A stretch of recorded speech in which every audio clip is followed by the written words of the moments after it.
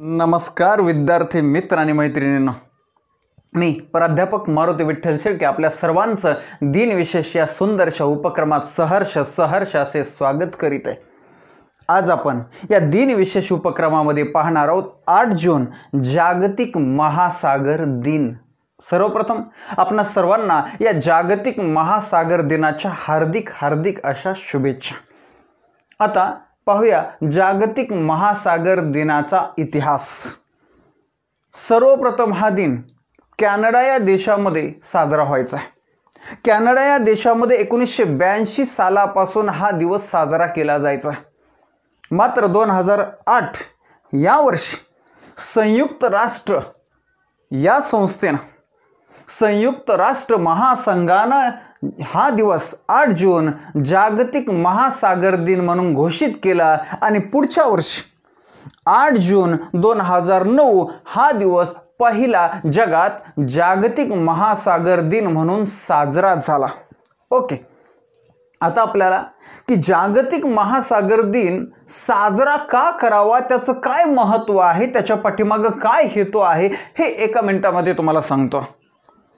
आपल्या पृथ्वी सभोवतालच्या वातावरणात जो काही ऑक्सिजन आहे यामध्ये निम्म्याहून अधिक ऑक्सिजनची निर्मिती महासागरातील जीवांमुळे होती।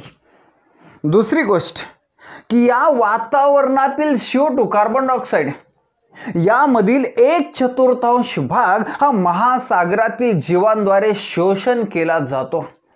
म्हणजे पर्यावरणाच्या दृष्टिकोनातून ही किती महत्त्वाची गोष्ट आहे।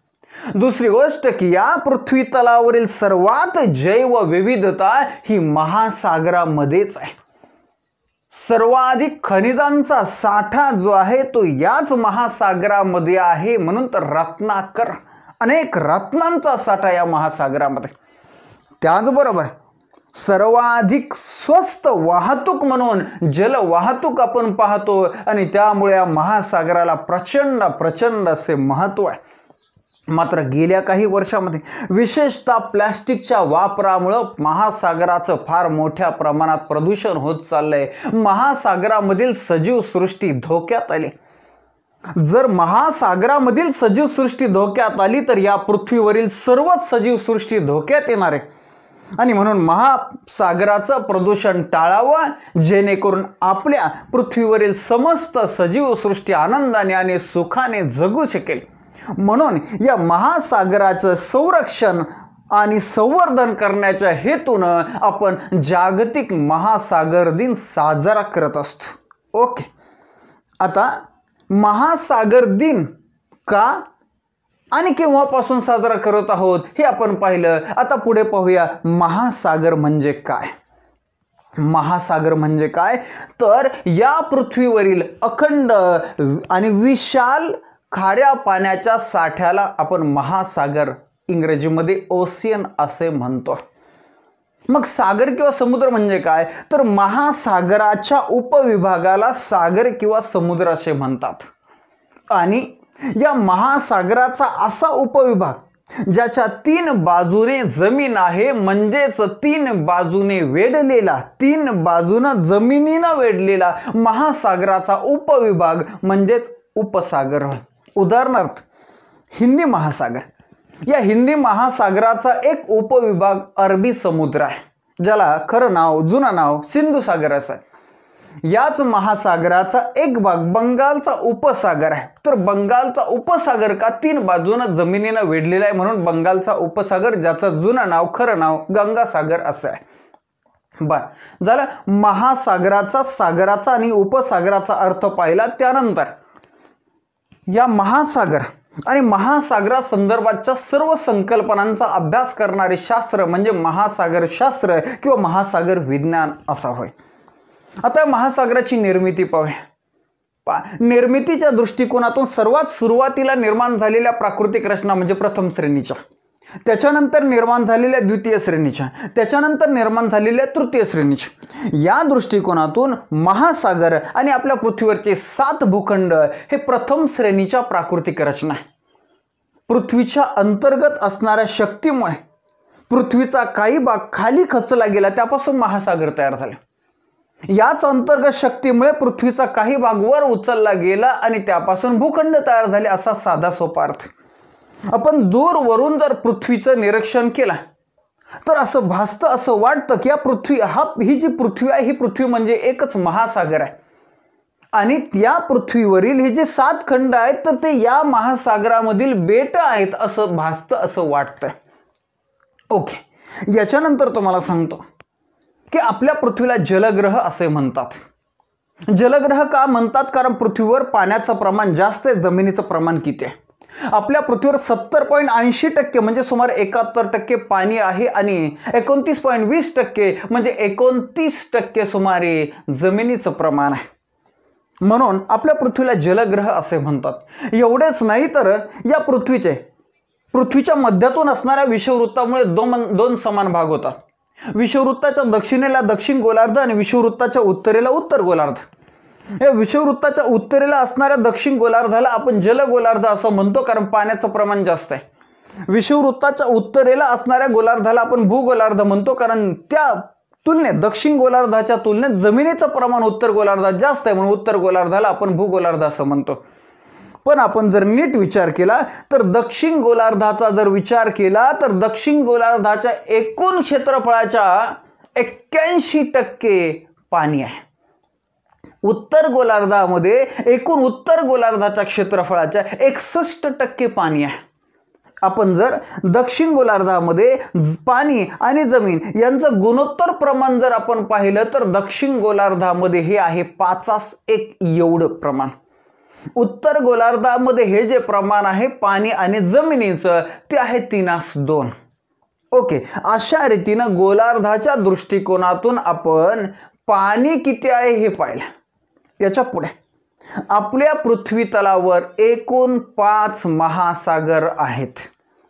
मग क्षेत्रफळाच्या दृष्टीने आणि खोलीच्या दृष्टीने त्यांचा जर उतरता क्रम सांगायचा म्हटलं तर 1 नंबरला पॅसिफिक महासागर, 2 नंबरला अटलांटिक महासागर, 3 नंबरला हिंदी महासागर, 4 नंबरला अंटार्क्टिक महासागर आणि 5 नंबरला आर्क्टिक महासागर. दुसरा एक मुद्दा की महासागरांची सरासरी खोली 3800 मीटर इतकी आहे. महासागराची सर्वाधिक खोली 11,033 मीटर इतकी आहे. चला तर आता आपण एका महासागराचा स्वतंत्ररित्या अभ्यास करू. मग पहिल्या क्रमांकाचा महासागर किंवा पॅसिफिक महासागर, त्यालाच आपण प्रशांत महासागर असंही म्हणतो. 16व्या शतकामध्ये युरोपियन संशोधकांनी या महासागराचा शोध लावला. यापुढे युरोपामधील पोर्तुगाल देशाचा एक दर्यावर्दी की ज्याने सर्वप्रथम पृथ्वीला जलप्रदक्षिणा घातली होती, फर्डिनांड मॅगेलन त्याचं नाव, त्यानं या महासागराला मार पॅसिफिक असं नाव दिलं होतं, ज्याचा अर्थ शांत समुद्र, आणि त्याच नावावरून या महासागराला पॅसिफिक महासागर म्हणजेच प्रशांत महासागर असं नाव पडलं. जरी याचं नावच शांत असं असलं तरी भूकंपाच्या दृष्टीने सर्वात धोकेदायक महासागर म्हणजे हाच पॅसिफिक महासागर. याच महासागराच्या भोवती विंग ऑफ फायर आहे, म्हणजे अग्निवलय आहे. असं का? तर या महासागराच्या भोवती ज्वालामुखी आणि भूकंपीय क्षेत्र आहे, म्हणून त्याला तसं म्हणतात. या महासागराचं अजून एक वैशिष्ट्य आहे प्रवाळ भित्ती. नावासंदर्भाची माहिती पाहिली. आता पुढे जाऊया.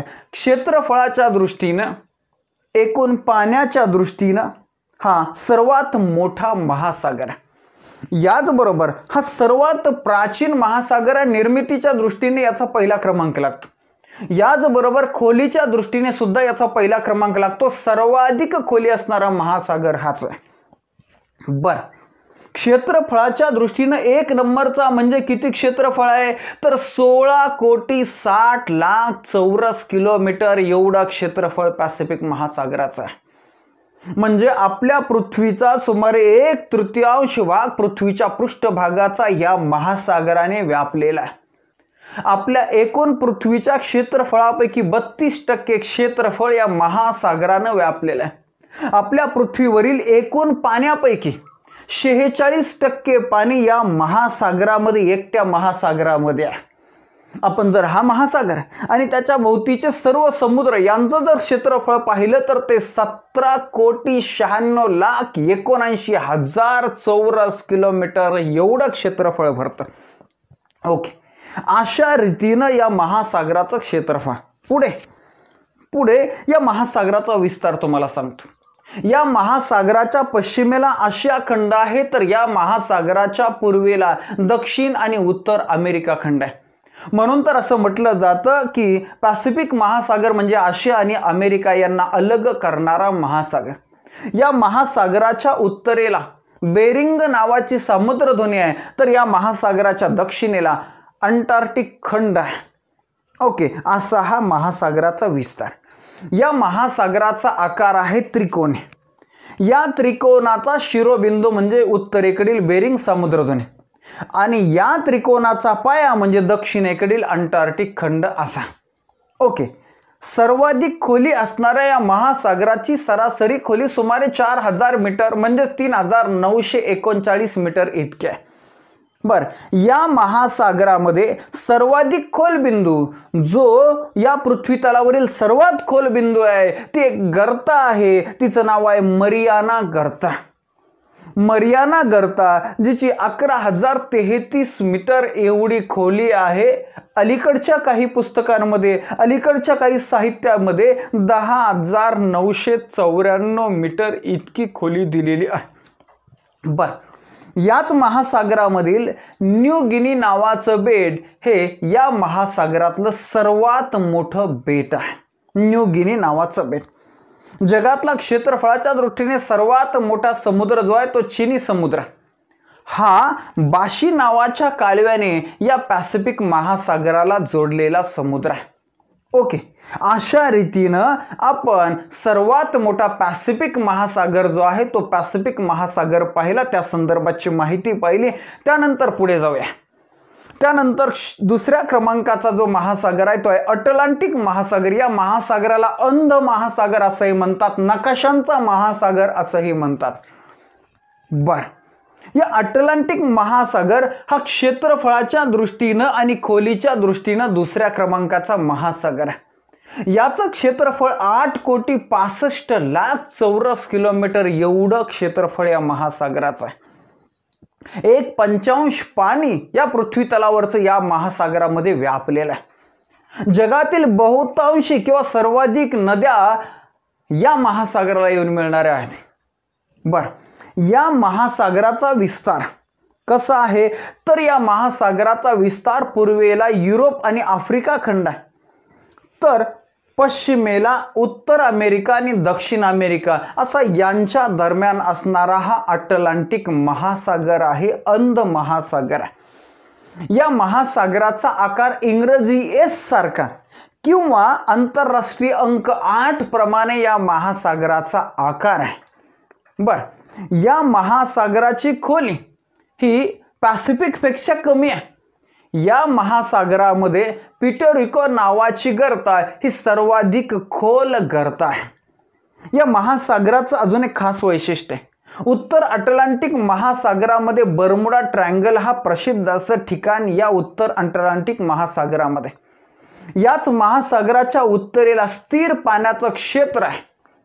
या स्थिर पाण्याच्या क्षेत्रावर सारगेसो नावाचं गवत तरंगत असतं, म्हणून त्या भागाला सारगेसो सागर किंवा सारगेसो समुद्र असं म्हणतात. आणि प्रश्न विचारला जातो सारगेसो सागर कोणत्या महासागराचा भाग आहे, तर अटलांटिक महासागरामध्येच आहे. अशा रीतीनं बर्मुडा, इंग्लंड सारखा देश हा अटलांटिक महासागरामध्येच येतो. याचबरोबर व्यापाराच्या दृष्टीनं जगातील सर्वात महत्त्वाचा मार्ग द ग्रेट ट्रेड ओशियन मार्ग म्हणून हा याच महासागरामध्ये येतो, अटलांटिक महासागरामध्ये येतो. चला, अटलांटिक महासागर पाहिला आपण.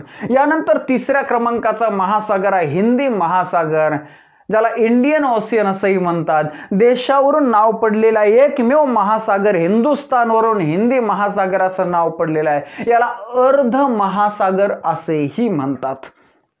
बर, नावा संदर्भाची माहिती पाहिली. क्षेत्रफळाच्या दृष्टीनं आणि खोलीच्या दृष्टीनं तिसऱ्या क्रमांकाचा महासागर म्हणजे हिंदी महासागर. या महासागराचं क्षेत्रफळ आहे 7,34,00,000 चौरस किलोमीटर एवढं त्याचं क्षेत्रफळ आहे. पृथ्वीवरील एकूण पाण्यापैकी 20% पाणी या हिंदी महासागरानं व्यापलेला आहे. एवढा विशालकाय हा हिंदी महासागर क्षेत्रफळाच्या दृष्टीनं 3ऱ्या क्रमांकाचा महासागर. बर, या हिंदी महासागराचा आकार आहे इंग्रजी एम प्रमाणे. इंग्रजी एम प्रमाणे याचा आकार आहे. बर, याच्या उत्तरेला भारतीय उपखंड आहे, याच्या पूर्वेला चीन आणि ऑस्ट्रेलिया आहे, याच्या दक्षिणेला अंटार्क्टिक महासागर आहे आणि याच्या पूर्वेला पूर्व आफ्रिका म्हणजे आफ्रिका खंड आहे. असा या हिंदी महासागराचा विस्तार आहे. भारताच्या हवामानावर या हिंदी महासागराचा फार मोठा परिणाम करत असतो, कारण का याच हिंदी महासागराचा अरबी समुद्र भारताच्या पश्चिमेला आहे आणि याच हिंदी महासागराच्या पूर्वेला बंगालचा उपसागर आहे. हिंदी महासागर, या हिंदी महासागरातील सर्वात मोठी गर्ता म्हणजे सुंदा गर्ता. त्याचबरोबर जावा द्वीप, मादागास्कर द्वीप, गार्गिया नावाचं द्वीप, हे जे द्वीप आहेत हे द्वीप, या दिएगो गार्गिया नावाचं द्वीप सुद्धा या हिंदी महासागरामध्येच आढळतं. झालं हिंदी महासागर. हिंदी महासागरानंतर 4थ्या क्रमांकाचा महासागर म्हणजे दक्षिण महासागर म्हणजेच अंटार्क्टिक महासागर. हा पृथ्वीच्या दक्षिणेला आहे म्हणून त्याला दक्षिण महासागर म्हणतात. क्षेत्रफळाच्या दृष्टीने 4थ्या क्रमांकाचा, मात्र याला सरते शेवटी मान्यता मिळाली म्हणून मान्यतेच्या दृष्टीने हा 5व्या क्रमांकाचा महासागर आहे. 5व्या क्रमांकाचा महासागर कोणता, तर हा अंटार्क्टिक महासागर. अंटार्क्टिक खंडाभोवती हा महासागर आहे म्हणून त्याला नावही दिलं अंटार्क्टिक महासागर. ओके, याच्यानंतर 5व्या क्रमांकाचा महासागर जो आहे तो आहे आर्क्टिक महासागर किंवा उत्तर ध्रुवीय महासागर. क्षेत्रफळाच्या दृष्टीने 5व्या क्रमांकाचा महासागर, याला 4थ्या क्रमांकाला 1953 मध्ये याला मान्यता मिळाली असा हा महासागर.